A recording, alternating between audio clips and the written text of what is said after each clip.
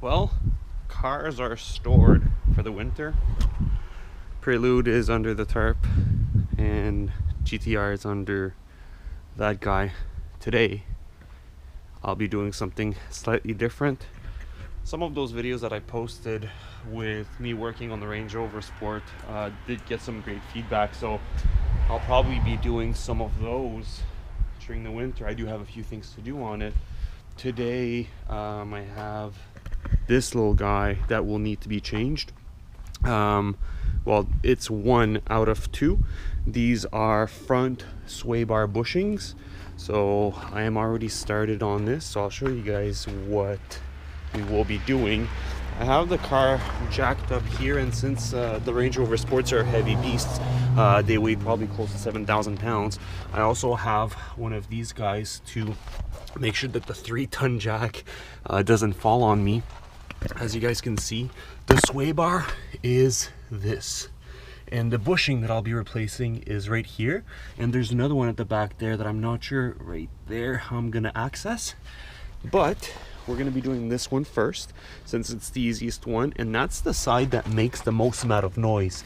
Next thing I'll be replacing is the whole lower control arm because this bushing is shot as well. But anyways, today we're getting to this guy.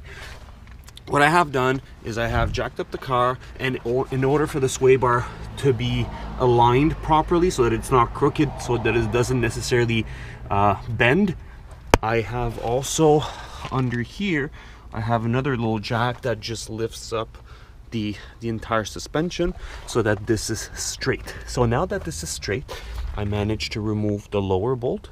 There are two, this one, and the upper bolt, which looks like this. So lower was right, where can I see it? Right here, and upper is, I'm not sure you guys can see it, the hole right there. So now what I'll try to do is I'll try to do it without removing this link. Worst case scenario, I'll unattach this link from here so that I have more control. If it's too tough, actually, you know what, we might do that. It's going to be so much easier. So what we need is we need a hex at the back here. We need a hex, and we also need a wrench. It's probably going to be like Range Rover, I don't know, 15, 18 or 19 millimeter. And then we're going to pry the bushing out, grease it up, replace it, button it up, and hopefully the noise that we got on speed bumps and on the road are going to be gone. Some of the tools required. There we go. Let's get to it. Don't forget gloves. So you need a 21 millimeter wrench, and also I'm using a T45 hex in order to hold the back of the bushing. So now, I'm not sure if you guys can see too good, but this is gonna go here. I'll be able to hold it with the ratchet so it doesn't spin, and then with the wrench we're gonna be able to loosen it up. So a little update to simplify everyone's life. I did not need to remove this.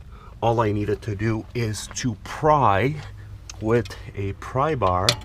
This, as you guys can see, it's moving everywhere quite easily, so very easy. I managed to remove the little bracket that you can see. So within that bracket you have the sway bar bushing. As you guys can see, you just pop it out. It's quite easy, and you can see how shot this one is. Like, it definitely did take the wrong shape. Well, not the wrong shape, but it definitely does need to be changed up. Little moment of panic is this is the one that I have. Look at the difference. So after looking into it, this is the rear sway bar bushing, and I'm replacing the front. Luckily, I ordered this back in January, and I ordered both rear and front. So I'll put the rear back into its box. Moog, good brand. And I will grab this. We have the two front ones. So let's unpackage them, see what it looks like.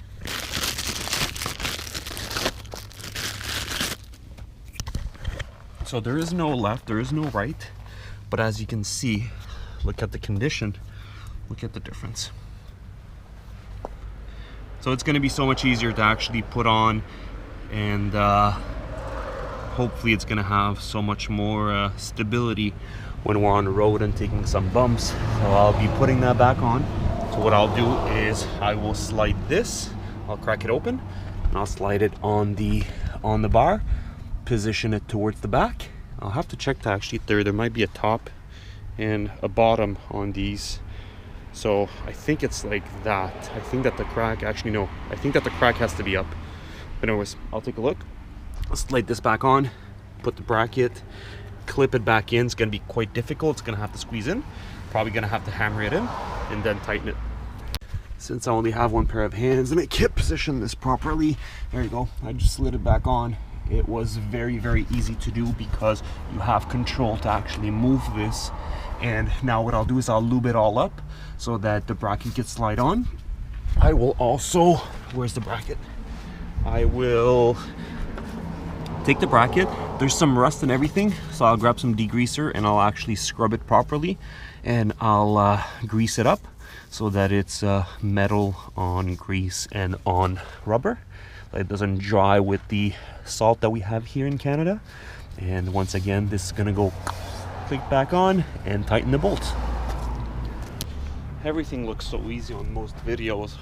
It's not. As I always say, anything that you do in a car becomes a full day job. I'll tell you why. So as I made it sound, it's supposed to be quite easy to put this bushing back on. However, it's very difficult because the bracket, well, the bushing is now too new for the bracket to properly slide on and to hold in place. So a little trick that I'll show you guys, here's what I did. You know these little metal clamps? So I attached a metal clamp at the back here, attached it here, and I pulled it onto the bracket so that the bracket can start compressing the bushing so that I can put the nut on, the first nut, and now I will be tightening this 18mm so that hopefully it's gonna properly slide on the top as well, and then I'll be able to put the bolt on top. So if you're running into issues, well, which you probably will because it's a nightmare to put on, get one of these for like $5 and it's gonna save you a whole bunch of trouble. So that was completely a nightmare, but here it is. New bushing is in, top bolt, bottom nut, all tightened up properly, all lubed up.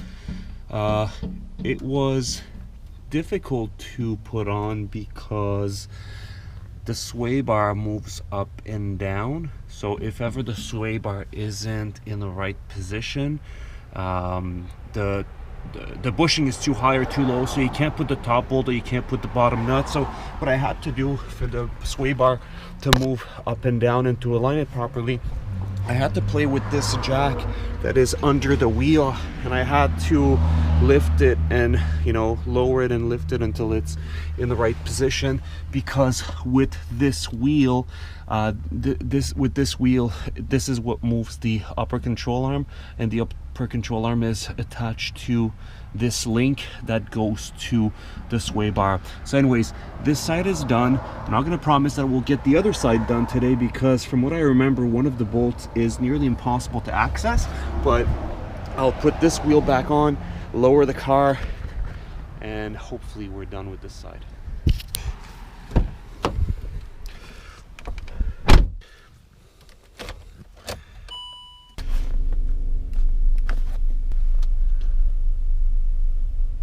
Okay, there we go. So let's take this car for a drive and see if we can see a bit of improvements on the passenger hand drive.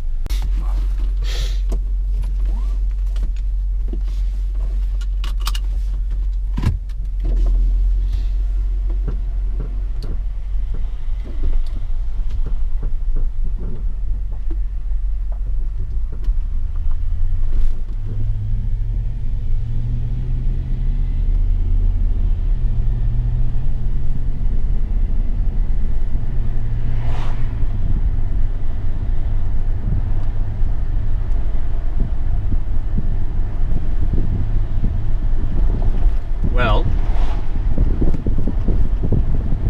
the noise we were getting is completely gone. Wow.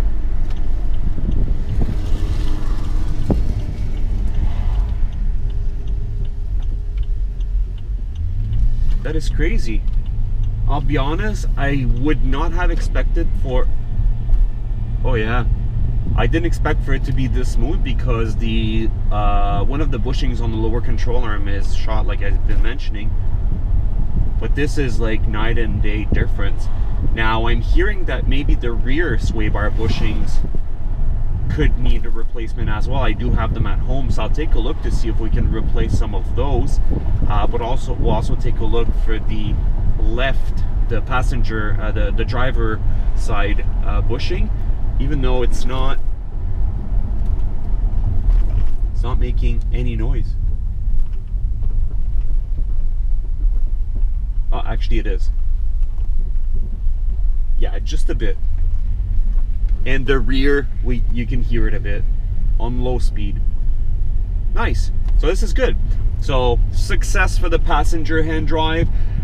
Took me, I'd say, probably an hour and a half to do from the time that we jacked up the car and then, you know, lower it and everything like that. So it's not too bad. Once you know how to do it one time, then it's good to go. So anyways, we'll head back home.